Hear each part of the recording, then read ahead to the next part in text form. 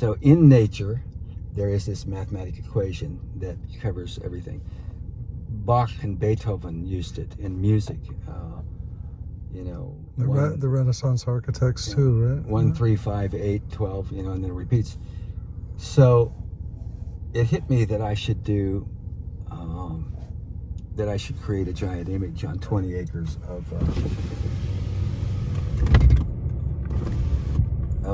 the Fibonacci sequence writ large with giant stones 40 foot tall. And so I began that 2 years ago, and I started trying to find somebody in the United States to help me build it here. And then I woke up in a start a few months ago and went, oh my God, what if you had two of them? What if you did one in Shanghai and one in Kansas City? And those patterns could be traceable, trackable, and markable around the world until they met. And then I did my research and found out they would meet in the middle of the ocean someplace. Wow. But yet there would still be a quantifiable spot. And if it went through your grandma's yard 20 miles south of Tulsa, she could mark it. This is the Fibonacci sequence. It goes through my yard, and it connects the United States with China. So I went to China. I spent $10,000 of my own money and traveled my son and I over there, and I laid the idea out in a news press conference to the Chinese media in Shanghai, and made the front page of the Shanghai Daily. And I was very hopeful that things would follow. And then COVID broke out, so nothing's happened there.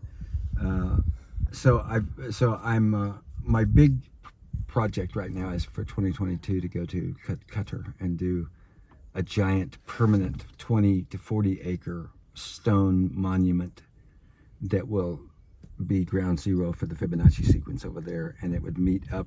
And the only people we've talked to here is the Google data center on the slopes of Council Bluffs, just up north by Omaha. And they were showing some interest in the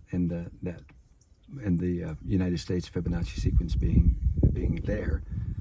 We would have students from both countries swap and work on them, and make it a cause celeb.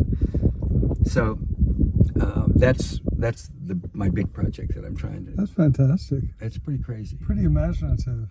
It's this stuff comes to me because I dream it all the time. I mean, I'm constantly.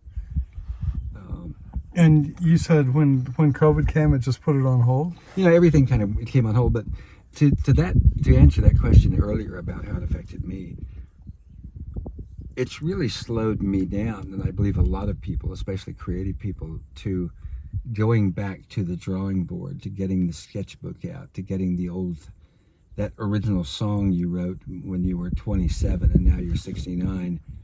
And I believe it's a flowering of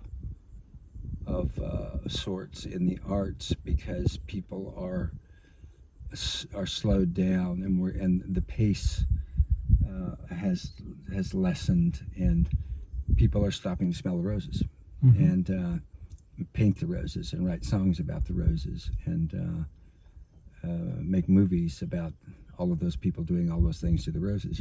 So yeah. It is a time of of deep thought and consideration, and really for we lefty progressive liberals, it's a manifestation of this thing that we've always known, that we are all connected. And if there was ever anything that came along that shined a bright spotlight on the fact that we're all connected, it was this COVID thing. Somebody can touch the wrong creature in a province in China, and your grandma dies in Pratt, Kansas. Interesting. So the folks that don't really buy into this global thing, we all need each other, that's been rent asunder. And anyway, I'm blathering on, but feel free to ask questions. Great. Shall we go take a look at Joe Biden?